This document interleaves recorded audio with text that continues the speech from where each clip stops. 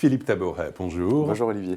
Directeur général adjoint de KEFPI, spécialiste en crédit immobilier, mais aussi président de l'APIC, l'association des intermédiaires en crédit. Alors après une année 2016 qui a marqué véritablement d'excellents résultats en termes de vente, de transactions, portés par des taux d'intérêt historiquement bas, des prix de l'immobilier qui étaient encore relativement stables et des dispositifs comme le prêt à taux zéro qui ont très bien marché, on assiste en ce début d'année à un retournement de tendance. On a des taux qui remontent progressivement et des prix aussi dans les grandes villes qui remontent. Est-ce que ce n'est pas dangereux pour le pouvoir d'achat immobilier ?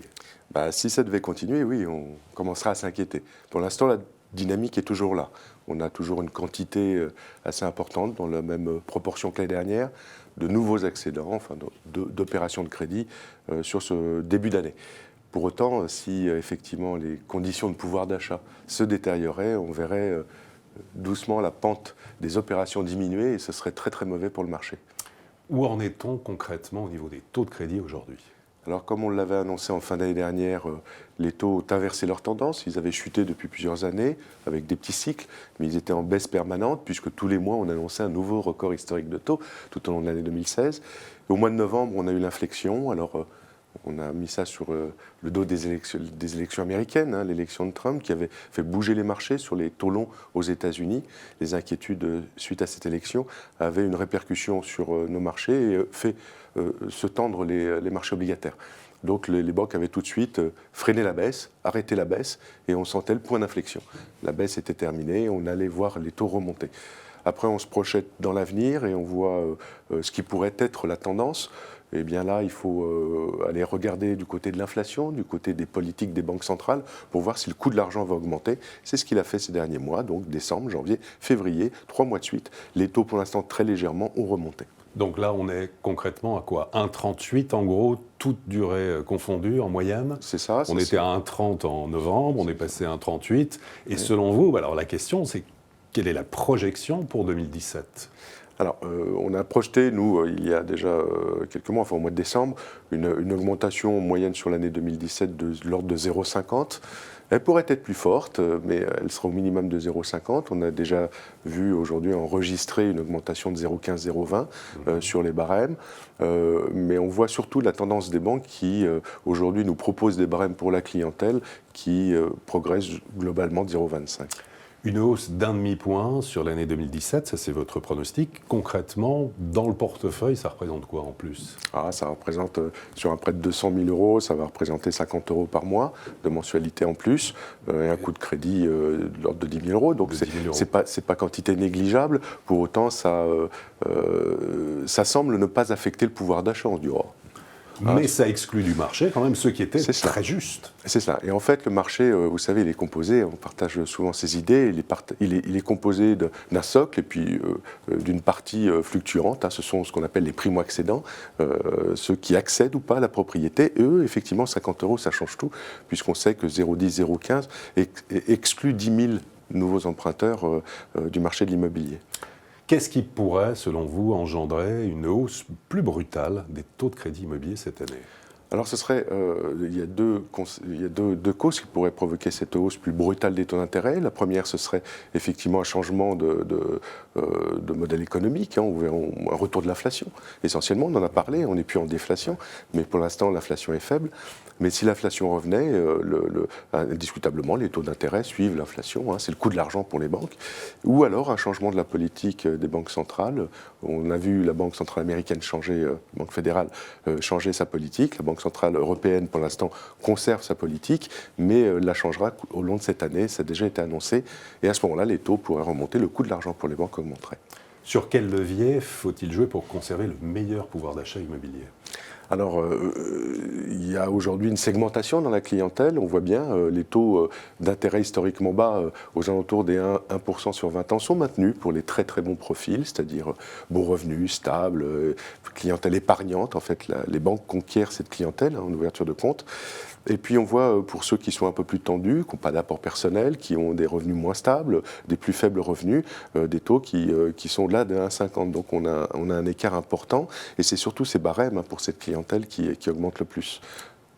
L'assurance emprunteur, la réforme, c'est une bonne nouvelle. Ça représente quoi, 20% d'un crédit immobilier en moyenne? Oui, 20 à 30%. Oui. 20 à 30% du crédit, oui. Qu'est-ce qui change alors sur cette réforme emprunteur? Alors déjà, la première chose, c'est que maintenant les gens comprennent, je l'espère en tout cas, qu'il faut, autant on négocie son taux de crédit immobilier, il faut aussi négocier son taux d'assurance. Et ça, on a la liberté de le faire, puisque les lois successives, Lagarde, Hamon et puis plus récemment Sapin 2, permettent de faciliter l'accession à une assurance individuelle. Je choisis mon assurance et je la propose à la banque. Alors, c'est pas si simple que ça, parce que la garantie, c'est en couverture du prêt de la banque, donc il faut que la banque soit d'accord. Il y a des critères d'équivalence de garantie. C'est assez complexe.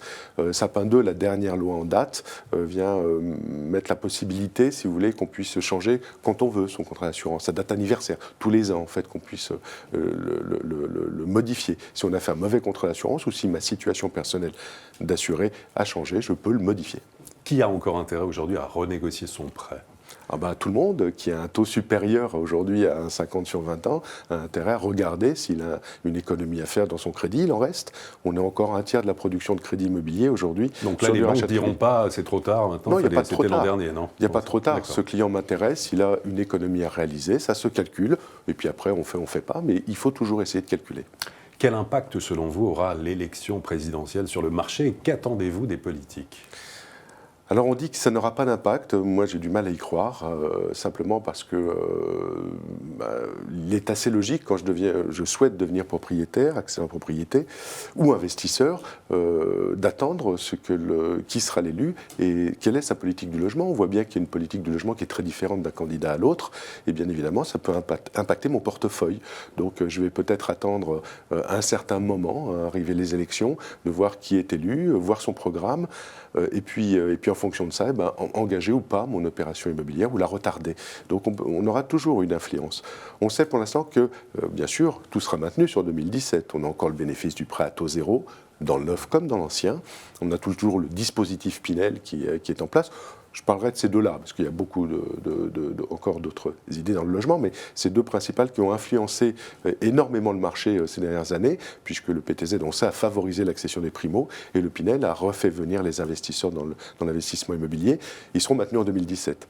Quid de 2018, en fonction du candidat, on aura des réponses. Mais alors justement, qu'attendez-vous, vous, des politiques? Alors, une première chose, c'est le maintien de ces deux dispositifs qui sont très efficaces et qui ont participé ces 2 dernières années à la bonne tenue du marché de l'immobilier. On sait que le marché doit être dynamique, il rapporte beaucoup d'argent à l'État et crée de l'emploi. Donc en fait, c'est vraiment un programme politique, économique. Donc pas toucher à ces deux-là, Pinel et prêt à taux zéro neuf comme ancien. Et puis j'aimerais bien évidemment, c'est la période des vœux avec le nouveau candidat, des promesses. J'aimerais bien qu'on revienne sur des sujets qui sont importants, des sujets d'avenir. Pour moi, le sujet d'avenir, c'est la jeunesse qui doit accéder à la propriété. Aujourd'hui, il est presque, dans certains cas, plus intéressant d'acheter que de louer dans certaines zones. Et en tout cas, on se projette dans l'avenir, on fait un investissement. Pour cela, 2 difficultés. La première, c'est bien évidemment l'accession pour les emplois précaires, aujourd'hui qui sont de plus en plus nombreux. 8 sur 10 emplois aujourd'hui sont des CDD ou des emplois précaires. Intérim CDD, oui. Intérim CDD. Ouais. Et donc de trouver peut-être un nouveau dispositif de crédit pour ces gens, avec une garantie de l'État ou d'un organisme de caution pour les banques, pour garantir cette insécurité de l'emploi dans le temps, puisqu'on emprunte sur 20 ans, on le sait, donc il faut sécuriser cela. Premier dispositif. Le deuxième dispositif qui me tient à cœur, c'est la mobilité pour les jeunes aussi. On leur demande à la fois de faire de l'emploi précaire et de bouger. Eh bien, il faut pouvoir diminuer les frais de notaire, ce qu'on appelle les droits de mutation à titre onéreux, sur lesquels on pourrait retirer quelques taxes aux politiques de trouver les formules pour financer les collectivités locales, mais de façon à faciliter la mobilité. On doit pouvoir acheter, revendre, racheter, changer, bouger, et donc de ne pas être planté avec des frais de changement qui sont aujourd'hui énormes. Les plus chers en Europe d'ailleurs. Donc l'appel est lancé. L'appel est lancé. C'est à suivre. Philippe Taboret, merci beaucoup. Je vous en prie. Et à très bientôt pour une prochaine édition du Club Imo.